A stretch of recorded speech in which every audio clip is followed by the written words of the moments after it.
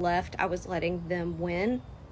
Now when I'm leaving, I feel like I won because I'm the one who gets my mental health back, and they're still going to be on YouTube, unfortunately, making hate videos unless they decide to heal themselves as well. So I feel like I win. I feel like this is the part. Hey, welcome back to my channel. If you are new here, then hi, my name is Erica, and today I'm gonna talk a bit about a situation with I guess she's a lifestyle vlogger, Love Meg. Now, I don't follow a lot of lifetime vloggers. It's no shade to them. I don't find it interesting to watch other people's life. So, like, I'm not against it. It's just not my thing. If it's your thing, that's great. But yeah. But recently, Love Meg has been going after a lot of commentary channels that cover her because she says they're bullying her and that it's unfair and they shouldn't be allowed to do that. Now,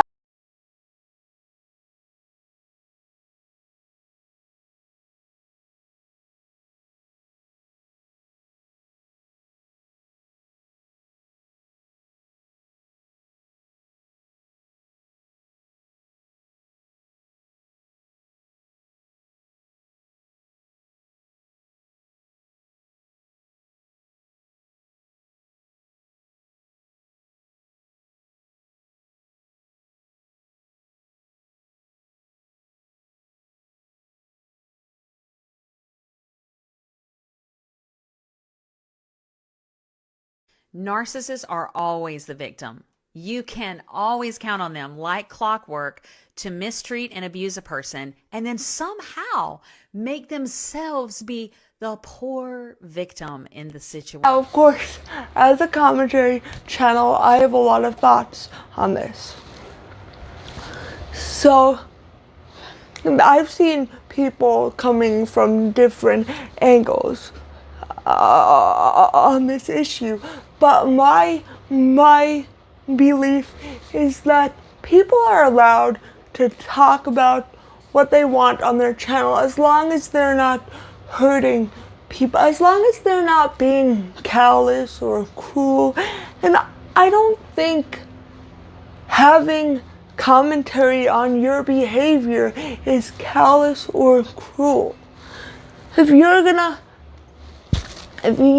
act entitled or try to make your if you're gonna try to nickel and dime your audience for your content, then people are allowed to have an opinion. Now, I'm not speaking about like memberships or Patreons in general, because I think those are fine. Like it can be hard to make full-time income as a content creator. But one thing I've heard and I've seen with Love Meg is that she wants her audience to pay for every little thing. And to me that's hacky. But anyway, that's just my opinion. But people are allowed to have that opinion, and they're allowed to voice that opinion on their channels. Now, if people are making fun of her looks, or they're just being nasty and just, that's a different story. But if she's gonna go after someone like Radiant Brit, and I know a lot of people have different opinions on Radiant Brit, but I personally, I think she's a pretty fair commentary channel from what I've seen. I've always kind of liked her content. But a lot of people don't. But I don't think that's a reason for Love Meg, because the reason I'm making this video is Love Meg is sending her fans to mass report people's channels on YouTube. And that's actually against the terms of service. You cannot send people to mass report something, especially if there's no real valid reason, like, oh, I don't like this, this is content about me that I don't agree with, it makes me upset, so please report this person.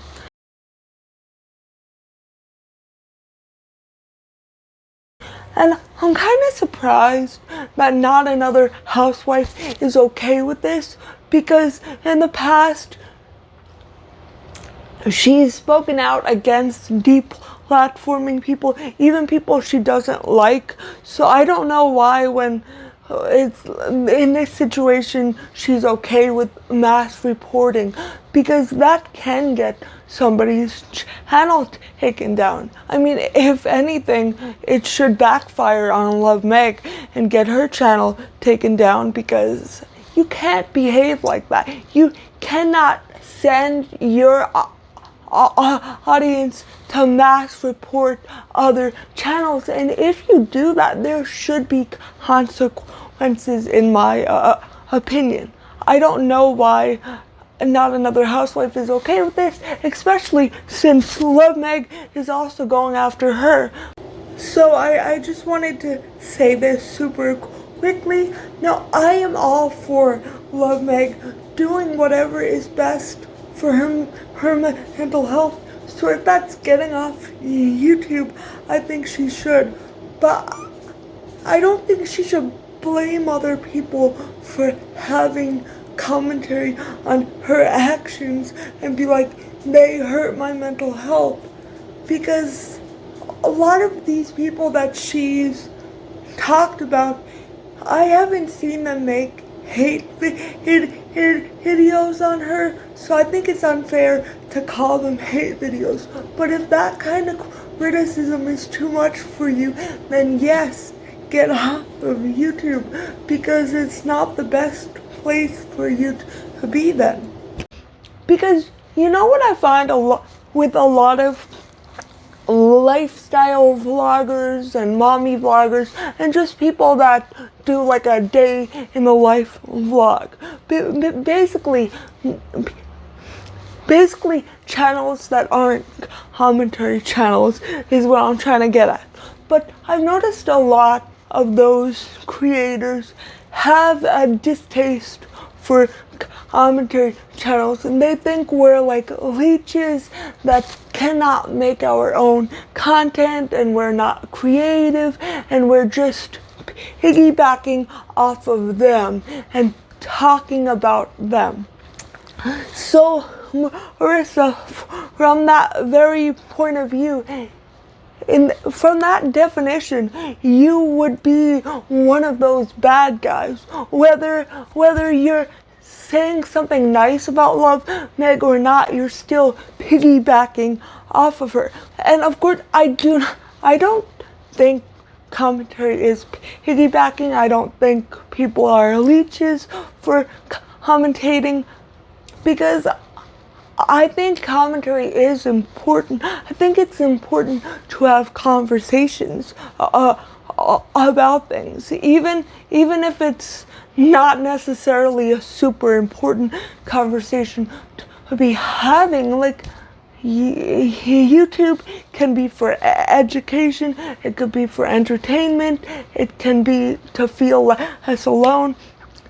And I just think when there's a creator like Love Meg on this platform going at other creators and trying to deplatform them just because she's mad they have something negative to say about her, I think that makes it become a toxic environment. People should be allowed to say things within reason. Of course, you don't want people actually bullying people, but I think we've gotten at a point where people mistake criticism for bullying.